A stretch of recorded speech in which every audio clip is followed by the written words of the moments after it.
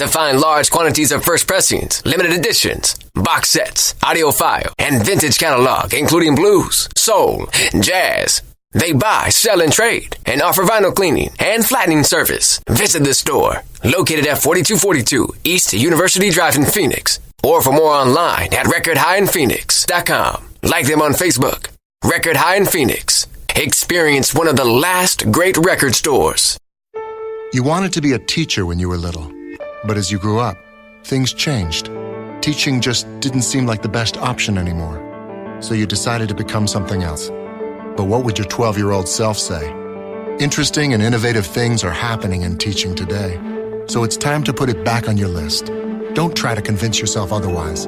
You had it right the first time. Find out how you can make more at teach.org. Make more. Teach. Brought to you by Teach and the Ad Council. Damn right we got the blues. Blues America. Right now. Pour some beer, grab a seat, and kick your feet up. It's Blues America. Blues at the break.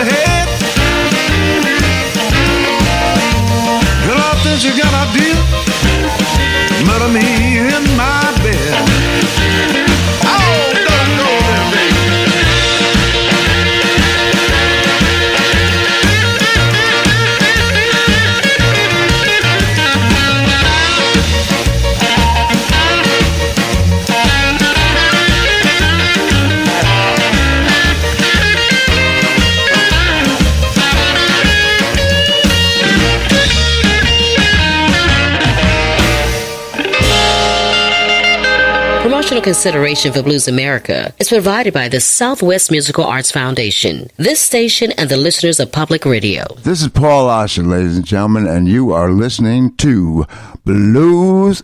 No, that's Chuck's. This is Paul Asher, ladies and gentlemen, and you're listening to Blues America. Headed down to the chicken shack. It's Blues America time.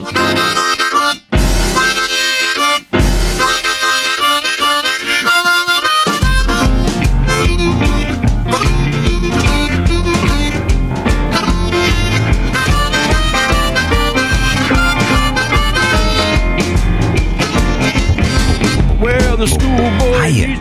If you just turned this thing on, let me tell you what you're doing. You're listening to Blues America with today's special guest, Alligator recording artist Curtis Salgado. His new album is called Rough Cut. It's available now from Alligator Records. So if you miss any part of the show or our live broadcast on your community radio station, hit rewind on the streaming podcast available now at bluesamerica.com. All right, Curtis, we're back. We've been talking about your new album. And one more question about this before we move on. I mentioned the authentic feel of it.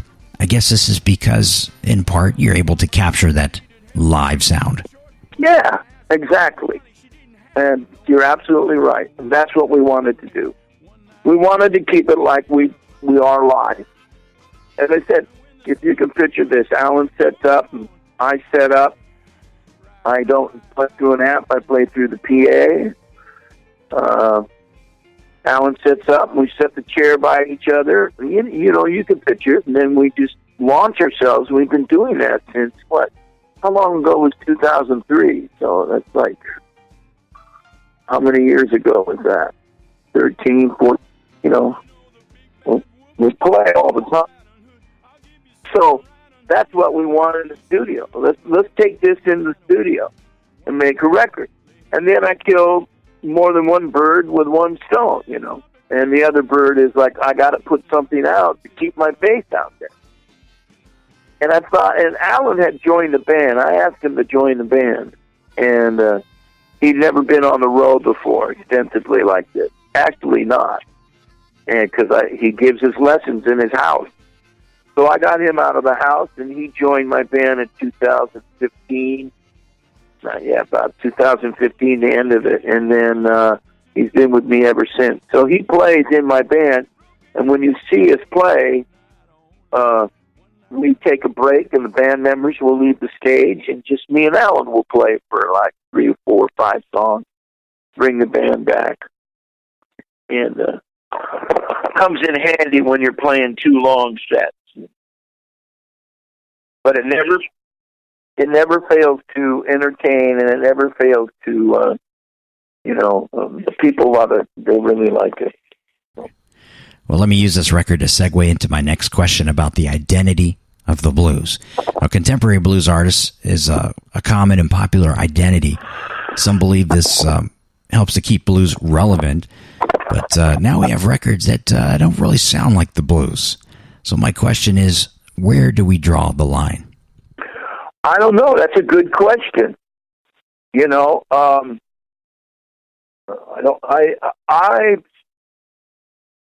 personally, I'm an old codger, man, and I'm looking for something that, what's the word? I want to be impressed, and I'm very critical of myself. But I've been playing this music a long time, basically R&B and soul. But at the same time, on a Tuesday night or Thursday night, I'm playing the low-down blues, I'm playing throwback, is the new word. I think that the youngster, the next generation, whatever, they should know their history. They should know why and what.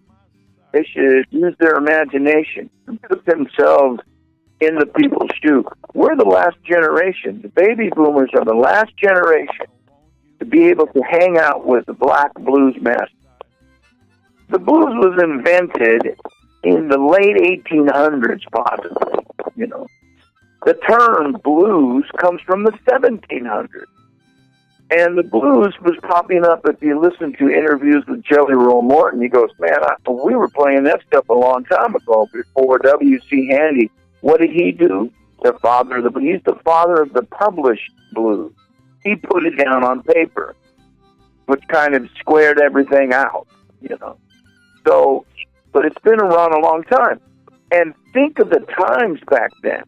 Think of working in a levee camp, or think of working in a coal mine, no matter what color, or working on a levee camp, a coal mine with a kerosene lamp on a dirt floor and a piano, and all these guys who got their weekend pay in their pocket and they're gambling, which brings in the women, and then women and men and drink. We got trouble, and you've got stories, and you've got the blues, you know, and man, times were different back then. It's not going to produce the same kind of blues. It's just not going to produce the same kind of music. Everything now is automated and corporate.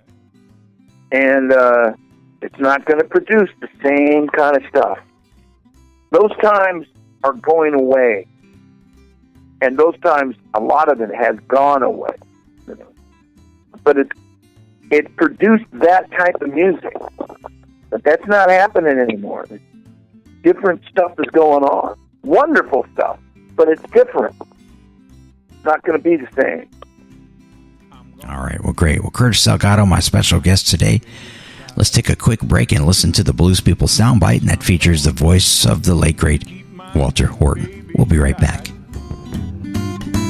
Now come on, baby, and please and don't you cry, because I want you and I need you by my side.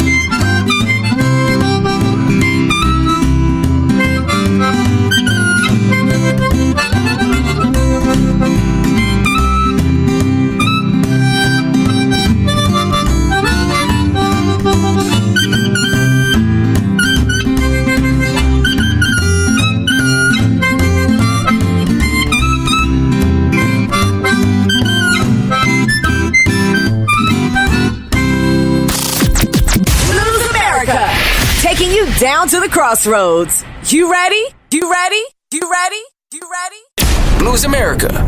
Blues People. Soundbite. Well, it's not too much different in the style because I can play them all. And I told him half of what he know. On harmonica, that's right. The styles that he's playing, it was mine. So once he gets this style, I find me another. I don't want to play like nobody else. You know? I want to play like me. Right. I don't think about the other fella. Not in his music. Yeah. See, my music, I want my music to sound different from anybody's. Yeah. Because if I play like Sonny Boy, that's Sonny Boy's style, not mine. If I play like Little Walter, that's Little Walter's style. That don't belong to me. Let me play like this, Walter. Blues America. Like cornbread and chili. Doggy. Damn, that's good. Hi, this is Billy Boy Arnold. That means I sing nothing but the blues. You're listening to Blues America.